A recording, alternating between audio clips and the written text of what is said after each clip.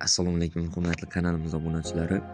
Bugun sizlar bilan yaxshigina ton va stars ishlasa, ya'ni pul ishlasa bo'ladigan bot haqida gaplashib o'tamiz. Bu Core bot. Bu botni tashlaganimga ancha bo'lgan. Mana pinda ko'rishingiz mumkin. Lekin ton va USDT va stars beradigan top 8 loyihalarga kirgan bu bot. Buni 28-fevral kuni e'lon qilganman. Tekin ton va stars, ya'ni Core. Adashmasam 27sida. O'shani siz isbotlarni ham tashlaganman, lekin ko'pchilik yozdi, tushunmayapmiz, qanday ishlasak bo'ladi deb. O'shaning uchun video rolik chiqarishga qaror qildim. Hozir to'liq tushuntirib beraman.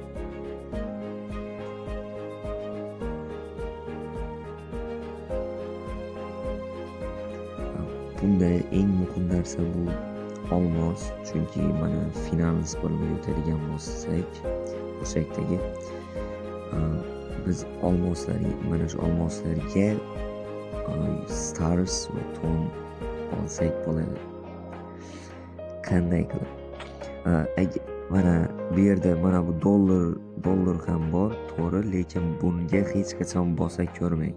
Chunki bu hamyonga tushadigan dollar emas, bu Mostbet, Xbet kabi o'xshash botlarga tushadigan pul mablag'i. Shuning uchun unga qiziqmang.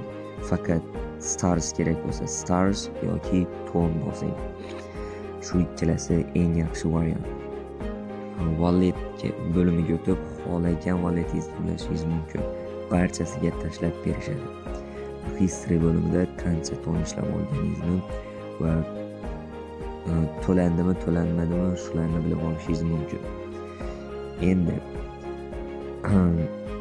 Home'ga qaytadigan bo'lsak, bu yerda tab qilishimiz muhim, chunki tasks bo'limida, o'rtadagi tasks bo'limida tab qilish ham muhim. Chunki 25,000 marta tab qilsam, menga 350 olmos berar ekan.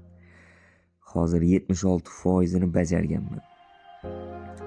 Keyin do'stlarni taklif qilish ham muhim, chunki do'stlardan ham foyda olamiz, ya'ni olmoslarda va tangalarda ham. Friends bo'limida mana har bir do'st uchun 250 olmos olar ekanmiz.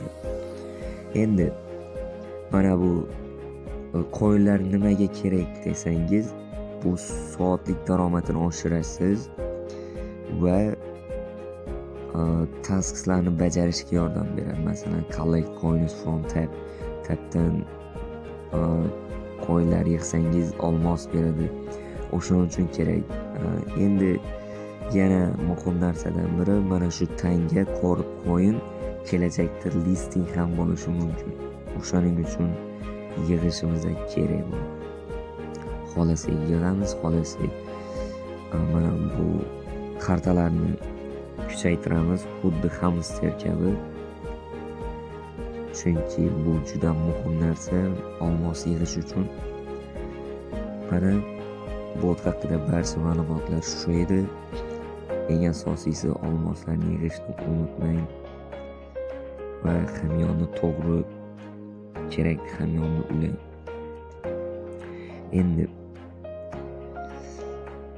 agar olmoslarni tez yig'ayotgan bo'lsangiz, 40 ming qilib keyin bir ton yechib olganingiz yaxshiroq, chunki 21 mingdan 2 marotaba yetsangiz 42 ming bo'ladi.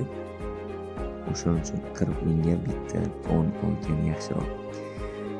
Barchaga omad tilab qolaman. Bizni kuzatishda davom eting. Rahmat.